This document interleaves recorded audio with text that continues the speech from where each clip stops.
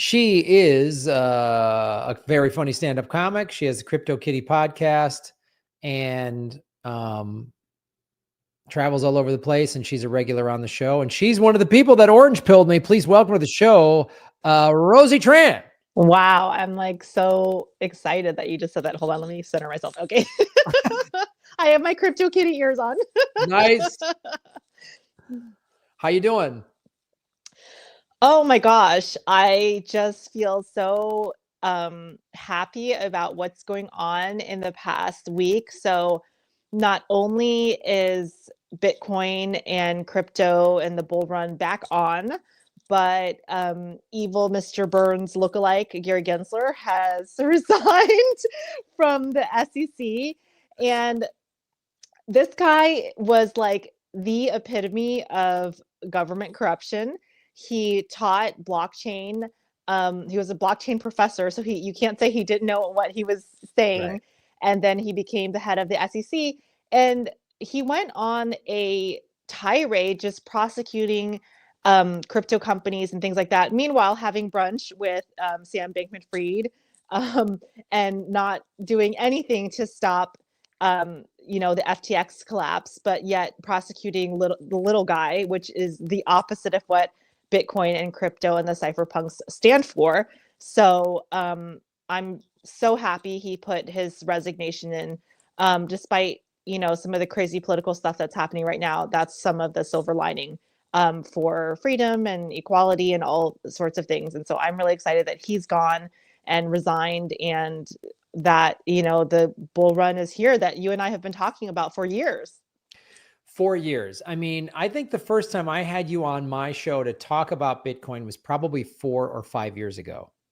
Yes. And back when it was at like 10,000, or I don't know, there's maybe 2019 is the first time we talked about it, and I wasn't quite into it yet. And then I got into it. And then I remember you were like, Graham, how can you be this like anti-government socialist dude and not know what Bitcoin is? And I was like, okay. So it was you and watching Max Kaiser and also Susie Dawson helped get me all started on that. And then I was getting paid in crypto through Rockfin, and I had to learn. I was like, how to do this and convert it. And I converted some to Bitcoin, and the price went up, and I was like, I paid off a credit card with the profits. And I was like, well, this feels right to me. Like, well, the most right thing about it is, I mean, the reason I am so excited about it, obviously, it's a great way to build wealth. It's an alternative financial system, but because I worked in banking and it was awful. I mean, I wasn't like a higher up in banking or anything. I was like an assistant at a bank that rhymes with L's Argo. Okay, I think I know what I think I know what it is, but I'm not going to say it. And it was just a horrible institution. I mean, it was everything that the cypherpunks were complaining about. I saw on a daily basis, issues with wiring, issues with ACH, Right. people getting, trying to get money to relatives in different countries, having issues, high fees, Right. bounce check fees, all sorts of things like that.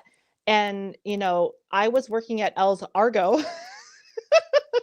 when the CEO ended up doing all sorts of shady deals and, left with a $20 million bonus. Meanwhile, I was getting paid $20,000 a year to, so it was just, once I got orange pilled myself, I was like, okay, this is actually, because a lot of people were like, well, why do we need crypto? Why do we need this alternative finance system?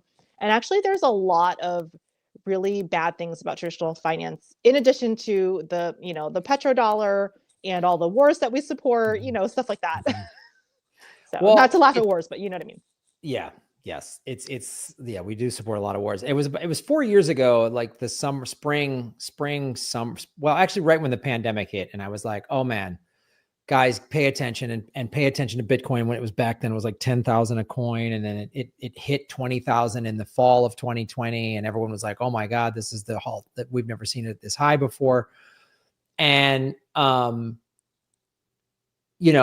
all of the stuff I was saying, I was like, buy it. And I got even more knowledgeable. And now I've become like a Bitcoin maxi. And I'm like, this is what and when I started really paying attention 4 years ago and listening to Michael Saylor and all the people talk about there's this huge like tidal wave of institutional money that's coming. And here we are. Now it's really showing up. I mean, this past year when the ETFs got approved and whatever you want to say about, I mean, I'm not a fan of BlackRock just as a company, but the reality is they have 11.3 or 11.4 trillion dollars in assets under management. And they're going to start to put a lot of it in there. Michael Saylor keeps buying it.